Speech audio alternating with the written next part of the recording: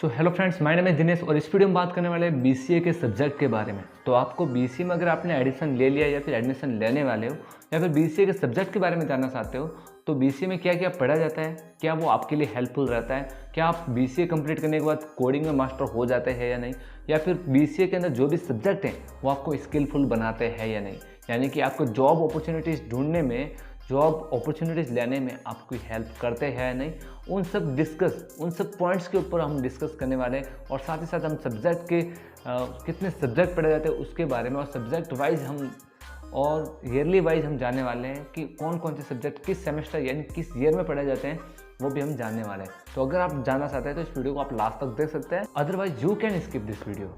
So guys, let's get started without wasting your time. But before I started the video, make sure you subscribe the channel and hit the bell icon. So let's start. So guys, first of all मैं आपको बता दूं कि BCA के अंदर subject कितने होते हैं। तो मैं आपको ओवरऑल को ईयरली वाइज अगर सब्जेक्ट की बात की जाए, मैंने ईयरली वाइज बीसीए कंप्लीट किया है, तो मेरे जो ईयरली वाइज सब्जेक्ट थे ओवरऑल 18 to 25 सब्जेक्ट के अंदर थे। यानी 18 तो सब्जेक्ट थे और जो 4 प्रैक्टिकल होते हैं, तो वो 4 प्रैक्टिकल को जोड़ा जाए तो लगभग 10 प्रैक्टिकल के सब्जेक्ट भी थे। लेकिन प्रैक्टिकल भी उनके ही होते हैं, लेकिन वो भी एक सब्जेक्ट के रूप में ही काम करते हैं, क्योंकि उसके भी नंबर आपको अलग से जुड़ जाते हैं बीसीए डिग्री के अंदर। तो वो भी मैं एक सब्जेक्ट कंसिडर करके चल रहा हूँ। तो आपको 25 से ज़्यादा सब्जेक्ट का पढ़ना पड़ेगा बीसीए ईयरली वाइज में। यानी कि आपको एक ईयर में 25 सब्जेक्ट नहीं पढ़ने, आपको 3 ईयर के पूरे ओवरऑल कोर्स में 25 सब्जेक्ट पढ़ाए जाएंगे।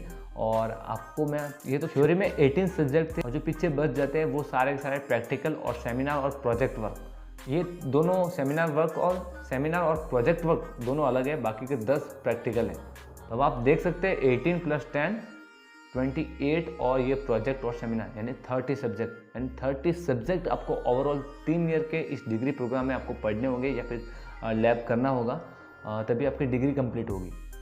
अब मैं आपको बता देता हूँ कि बीसीए फर्स्ट ईयर के अंदर कौन से सब्जेक्ट होते हैं, बीसीए सेकंड ईयर के अंदर कौन से सब्जेक्ट होते हैं और बीसीए फाइनल ईयर के सब्जेक्ट कौन से होते हैं। और बिफोर दैट मैं आपको ये समझा देता हूँ कि आप इन सब्जेक्ट को पढ़कर कोडिंग में मास्टर हो सकते हैं। तो मैं आपको बताता हूँ डेफिनेटली हो सकता है, बट मास्टर तो नहीं बोलूँगा, लेकिन आप इसमें शुरुआत ज़रूर कर सकते हैं। क्योंकि ये जो जावा, सी लैंग्वेज, C++ लैंग्वेज अगर आप सही से पढ़ जाते हैं तो एक्सपर्ट भी बन सकते हो। लेकिन यहाँ पे आपको एक्सपर्ट बनने के लिए you have to read and you have to practice every day, तो भी आप सक्सेसफुल हो सकते हैं, सक्सेसफुल एक कोडर हो सकते हैं। ऐसा नहीं कि आपको कोडर नहीं बना सकता है बीसीए का कोर्स, ये डेफिनेटली बना सकता है, बट आपको सिंपली से आपको साइड बाय साइड आपको सीखना भी पड़ेगा, तभी आप इसमें एबल हो पाएंगे। और साइड बाय साइड आपको प्रैक्टिस करना होगा।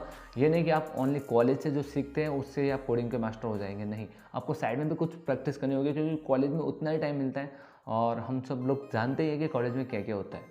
ओके, तो अगर आपको कोडिंग में मास्टर होना है तो आपको साइड बाय साइड हसल करनी होगी, अलग से देखना होगा, कोई भी एक सब्जेक्ट चुनना होगा कि मैं किस प्रोग्रामिंग लैंग्वेज को सिलेक्ट करूँ ताकि आपको वो जल्दी से समझ में आए। अगर आप फर्स्ट ईयर के अंदर हो तो आप सी लैंग्वेज को कंसिडर कर सकते हो। और हर कोई जो बिगिनर होता है, हर कोई जो एडवाइस करता है एक प्रोग्रामर कि आपको अगर बिगिनर है प्रोग्रामिंग में तो आप सी लैंग्वेज से स्टार्ट कर सकते हैं, और यही आपके लिए एक बेटर ऑप्शन होता है। बात ये यहाँ पे कोडिंग की नहीं करें, बात यहाँ पे सब्जेक्ट की करें, तो मैं आपको सिंपली समझा देता हूँ कि आपके जो सारे के सारे सब्जेक्ट है बहुत ही बड़े इंटरेस्टिंग है और बहुत ही अच्छे सब्जेक्ट है, ऐसे नहीं कि आपको हवा में डाल दिए गए हैं।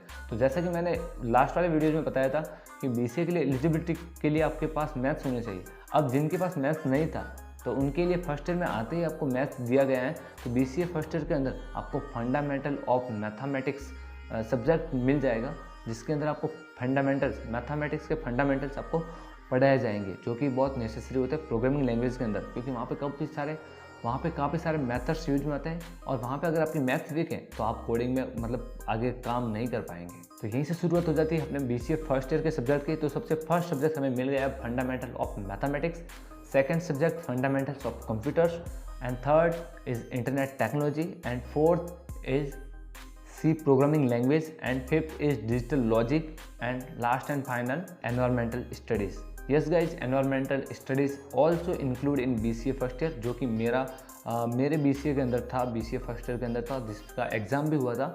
और ये जो भी मैं बता रहा हूँ मैं ईयरली वाइज बता रहा हूँ। अगर आपको डाउट है सेमेस्टर वाइज और ईयरली वाइज में, तो आपको मैं सिंपली मैं यहीं पे क्लियर कर देता हूँ कि आपको मतलब ईयरली वाइज में भी जो सब्जेक्ट पढ़ाए जाते हैं वो सेम टू सेम सब्जेक्ट आपको सेमेस्टर वाइज में भी पढ़ाए जाते हैं। अब डिफरेंस यहाँ पे वेरी करता है यूनिवर्सिटी टू यूनिवर्सिटी, उस यूनिवर्सिटी का करिकुलम कैसा है। मैं आपको बोलूँगा ज़्यादा डिफरेंस नहीं रहता है। अगर आपके ये सेमेस्टर वाइज अगर आपके ईयरली वाइज में 20 सब्जेक्ट से ज़्यादा हैं तो हो सकता है सेमेस्टर वाइज में कुछ और ज़्यादा हो। उसका कारण ये हो सकता है कि 1-2 सब्जेक्ट और नया ऐड हो सकता है उसके अंदर, या फिर उसी सब्जेक्ट को पार्ट में डिवाइड करके उस सेमेस्टर के अंदर डाल दिया जाता है, जिसकी वजह से आपके सब्जेक्ट नंबर ऑफ सब्जेक्ट बढ़ जाते हैं। तो यही डिफरेंस होता है। अब मैं इसका रिस्पॉन्सिबिलिटी मैं नहीं लेता हूँ। अब आपको पढ़ना होगा, आप जिस यूनिवर्सिटी के अंदर आपका एडमिशन रहता है तो आपको ये देखना होगा कि मेरी यूनिवर्सिटी का करिकुलम कैसा है, या फिर मेरी यूनिवर्सिटी के अंदर सब्जेक्ट कौन कौन से पढ़ाए जा रहे हैं। तो जो भी मैं ये सब्जेक्ट बता रहा हूँ ये मेरे यूनिवर्सिटी के थे, और जो मैंने BCA कंप्लीट किया था मैंने ईयरली वाइज किया था, तो उसके हिसाब से मैं आपको बता रहा हूँ कि ये सब्जेक्ट थे। तो आपके यही होते हैं मेनली, ज़्यादा चेंजेस नहीं होता है,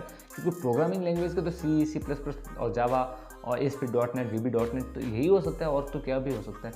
और कुछ चेंजेस हो सकते हैं, किसी BCA के अंदर पाइथन भी पढ़ा सकते हैं, पाइथन और भी बहुत सारे सब्जेक्ट और भी ऐड होते जाएंगे तो वो भी पढ़ाते हैं, बट डिफरेंट करता है यहाँ पे, वेरी करता है यूनिवर्सिटी टू यूनिवर्सिटी की आपके यूनिवर्सिटी के अंदर कौन सी प्रोग्रामिंग लैंग्वेज पढ़ाई जाती है और कौन से सब्जेक्ट पढ़ाए जाते हैं। जो मैंने सब्जेक्ट पढ़े थे BCA फर्स्ट ईयर के अंदर, BCA सेकंड ईयर के अंदर और BCA फाइनल के अंदर, तो वो सारे सब्जेक्ट मैं आपको यहाँ पे इस वीडियो पे बता रहा हूँ। जैसा कि मैंने बताया, fundamental of mathematics, fundamental of computers, internet technology, C language, environmental studies and digital logic, ये जो सारे सब्जेक्ट फर्स्ट ईयर के अंदर होते हैं।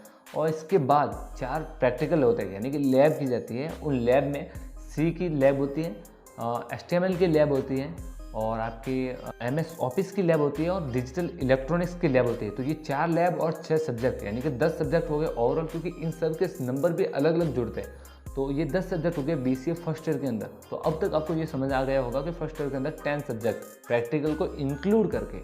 अब गाइस मैं आपको बता देता हूँ कि BCA सेकंड ईयर के अंदर कौन कौन से सब्जेक्ट होते हैं। तो गाइस BCA सेकंड ईयर के अंदर ऑपरेटिंग सिस्टम होता है, डेटा स्ट्रक्चर्स एंड एल्गोरिथम होता है, थर्ड होता है programming with C++ and computer system and architecture होता है, एंड DBMS यानी डेटाबेस मैनेजमेंट सिस्टम होता है, और विजुअल प्रोग्रामिंग होता है। तो ये तो हो गए सारे 6 सब्जेक्ट। BCA सेकंड ईयर के अंदर के भी 6, BCA सेकंड ईयर के अंदर भी 6 सब्जेक्ट होते हैं और 4 प्रैक्टिकल होते हैं। यानी कि ये जो सर्कल है, जो 6 और 4 वाला, ये फाइनल तक चलता है। तो आप देख सकते हैं 4 प्रैक्टिकल के भी नाम बता देता हूँ, जैसा कि विजुअल बेसिक यानी VB.NET lab, Oracle SQL lab, C++ lab and micro processor lab. तो ये 4 प्रैक्टिकल हो यानी लैब के हो गए सब्जेक्ट। तो 4 लैब के 4 प्रैक्टिकल और 6 थ्योरी, इसमें भी सेम मेथड, और फाइनल के अंदर भी सेम मेथड लागू होता है। बट यहाँ पे 2 चेंजेस होते हैं। जो आपके 4 प्रैक्टिकल होते थे वहाँ पे आपको प्रैक्टिकल की जगह पे दो प्रैक्टिकल हो गए, जावा का और ASP.NET का, और थर्ड जो होता है वो आपका सेमिनार होता है, और जो लास्ट होता है वो आपका प्रोजेक्ट वर्क होता है। तो आपने जो भी सीखा BCA के अंदर उसका एक प्रोजेक्ट बनना होता है, और वो आपको आपके टीचर्स या आपके जो भी इंटरव्यूअर आते हैं उनको समझाना होता है कि आपने क्या क्या प्रोजेक्ट किया है।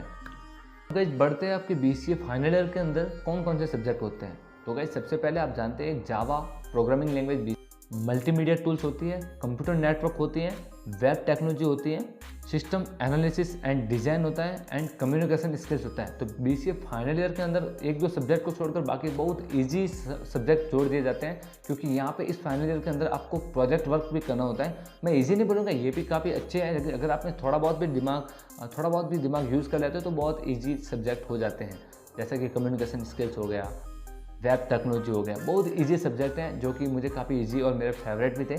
तो आप देख सकते हैं BCA फाइनल के अंदर काफ़ी इजी सब्जेक्ट भी जुड़ गए हैं, और यहाँ पे आपको काम करना होता है प्रोजेक्ट वर्क के लिए, सेमिनार के लिए प्रिपेयर करना पड़ता है।